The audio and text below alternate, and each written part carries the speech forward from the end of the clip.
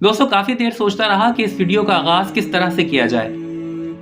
क्या ये बताकर कि हम मुसलमान किस कदर खुशकिस्मत हैं, या फिर ये कहकर कि हम मुसलमान कितने बदकिस्मत और नाशुक्रे हैं।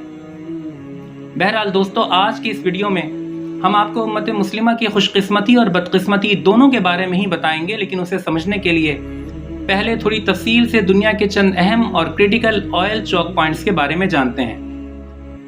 सबसे पहले बात करते हैं स्ट्रेट ऑफ हुर्मुज़ की।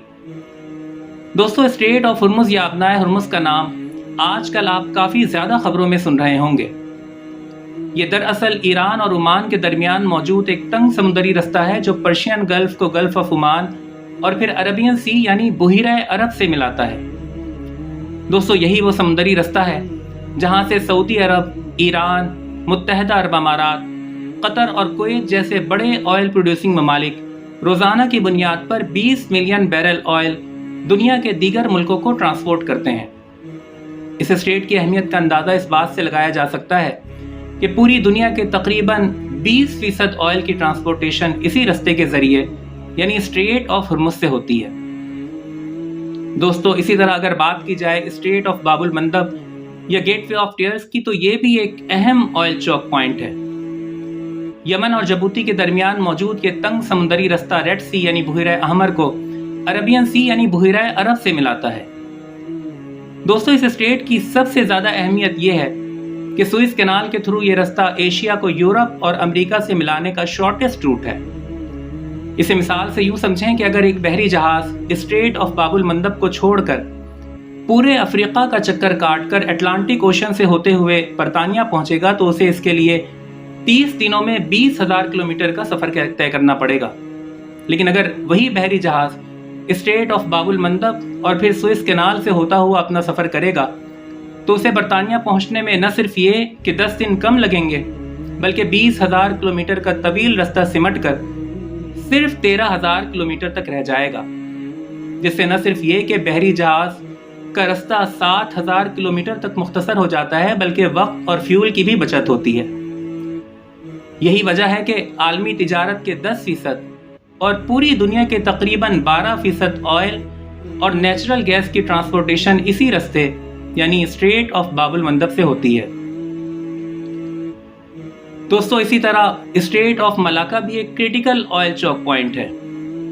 इंडोनेशिया, मलेशिया और सिंगापुर के दरमियान मौजूद ये तंग समुद्री रास्ता इंडियन ओशन को पैसिफिक ओशन यानी बहर हिंद को बहरुल काहिल से मिलाता है।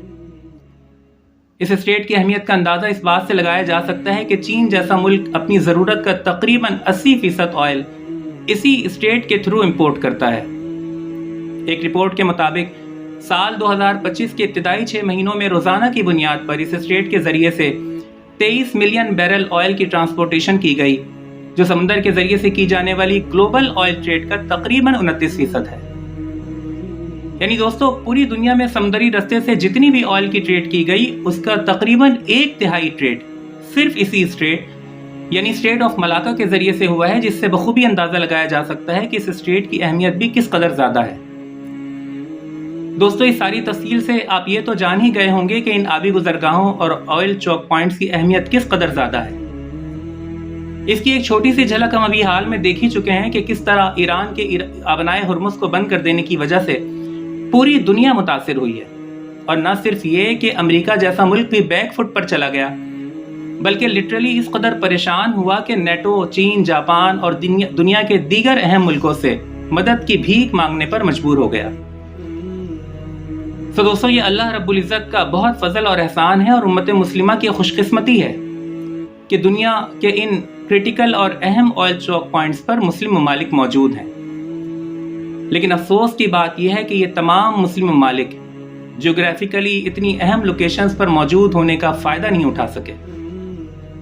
दोस्तों, ज़रा इमेजिन कीजिए कि अगर एक तरफ ईरान और ओमान अपनाए हुर्मुज़ को, इंडोनेशिया, मलेशिया और सिंगापुर स्ट्रेट ऑफ मलाका को बंद कर दें, जबकि दूसरी तरफ यमन स्ट्रेट ऑफ बाबुल मंदब को बंद कर दे, तो एक तरफ अपनाए हुर्मुज़ और स्ट्रेट ऑफ मलाका के बंद होने की वजह से इंडिया, चीन, जापान और ऑस्ट्रेलिया तक ऑयल की ट्रांसपोर्टेशन बंद हो जाएगी, तो दूसरी तरफ आबनाए बाबुल मंदब के बंद होने की वजह से पूरा यूरोप और अमेरिका एक शदीद एनर्जी क्राइसिस का शिकार हो जाएगा और मुसलमान बहुत आसानी के साथ दुनिया से अपने जायज़ मुतालबात मनवाने में कामयाब हो जाएंगे।